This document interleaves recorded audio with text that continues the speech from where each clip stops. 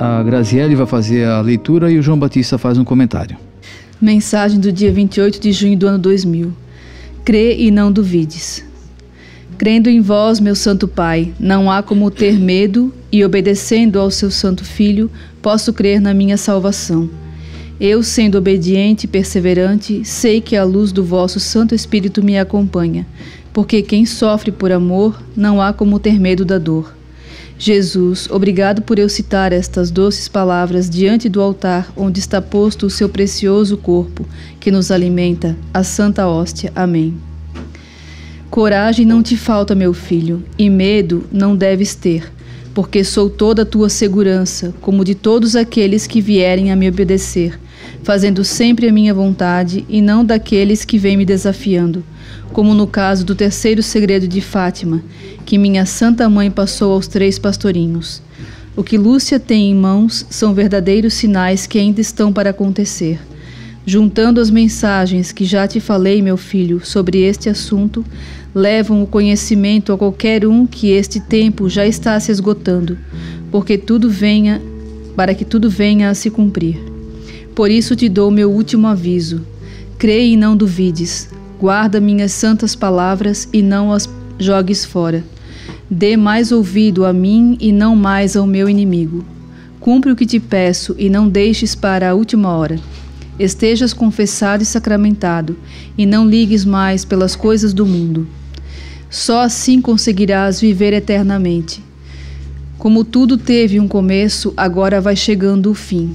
Ouçam a voz da razão e deem ouvido às leis que foram escritas pelos meus profetas, e não as desses que até já trocaram palavras das Escrituras quando falei. Se Moisés deu carta de repúdio, foi por causa da dureza de vosso coração. Mateus capítulo 19, versículo 7 e 8. O que meu Santo Pai uniu, ninguém pode separar. Marcos capítulo 10, versículos de 1 a 12. Divórcio é palavra só de contradição. O Cordeiro de Deus é um só e não 2, conforme já vem acontecendo dentro de minha igreja, que é a de Pedro. E um falso Cristo já começou.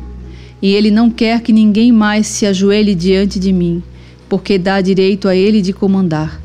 Confissão por ele não se deve fazer, e muito menos receber a Santa Hóstia na boca. Os membros de minha Santa Igreja, na sua maioria, não estão enxergando que este é o último desafio contra a minha divindade. Meus queridos filhos, tudo que vocês tiverem, não é preciso que o joguem fora, mas que não façam de seu tesouro um refúgio para o vosso coração, para terem mais garantia daqui a alguns anos. Se estiverem pensando por este lado, tão logo chegue minha hora, que quase está chegando, vou pegar milhões de surpresa, dormindo em cima de seu próprio tesouro. Aí então de mim não terão mais nada a receber, porque meu inimigo os comprou. Deu a todos esses o que mais queriam, riqueza, muita riqueza, assim como também fui tentado no deserto. Este tempo, como já disse nessas escritas, vocês estão vivendo num tempo capitalista e não cristão, porque o dinheiro está em primeiro plano. Pela cabeça desses, estou em terceiro lugar. Desses budistas, cientistas, empresários, governantes e de muitos membros de minha Santa Igreja que já se renderam a este falso Cristo. Fiquem de olho, meus seguidores, que vocês estão sendo recusados nos planos deles, mas não no meu. Jesus. Ver como é interessante o que Deus fala, né? E dá a nos entender através da Bíblia e essas mensagens. O padre ali lendo o Evangelho, falando naquela época, né? naquele tempo, Jesus pergunta para os apóstolos, né? Quem os homens dizem que eu sou? Uns diziam que é um profeta tal, outro assim, outro ali. Só Pedro que diz, né?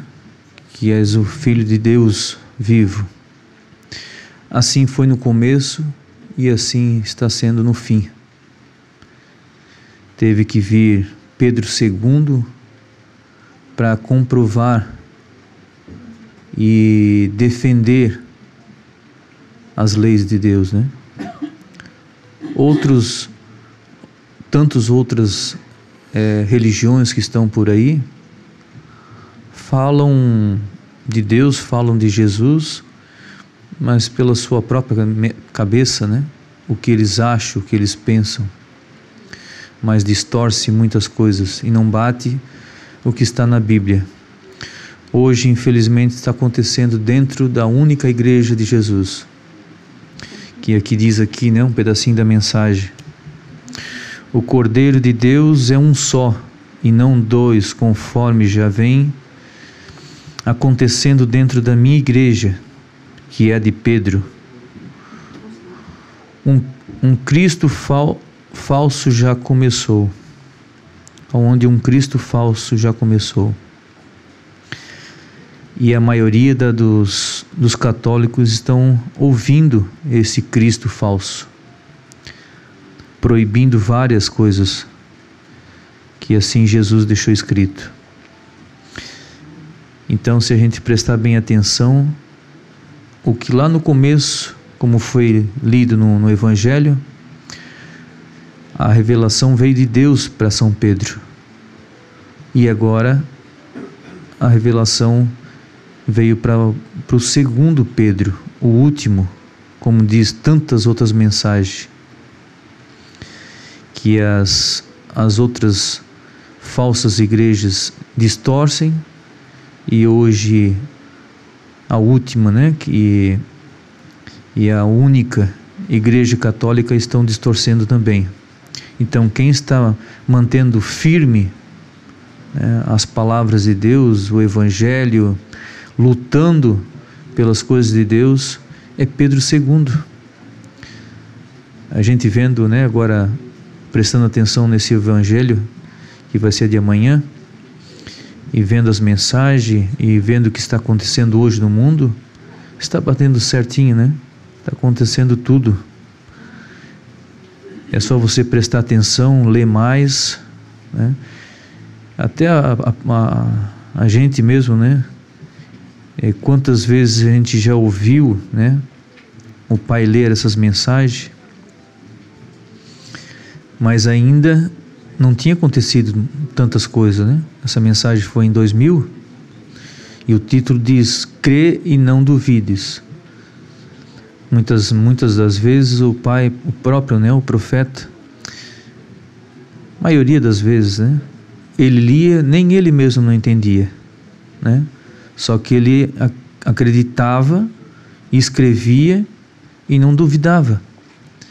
E hoje está aí as mensagens batendo, né, confirmando o que está acontecendo hoje. Está bem às claras hoje para todo mundo ver. E o Evangelho também, né? Um confirma o outro, né? Bate certinho. Então a gente não, como diz a mensagem, a gente só tem que crer e não duvidar.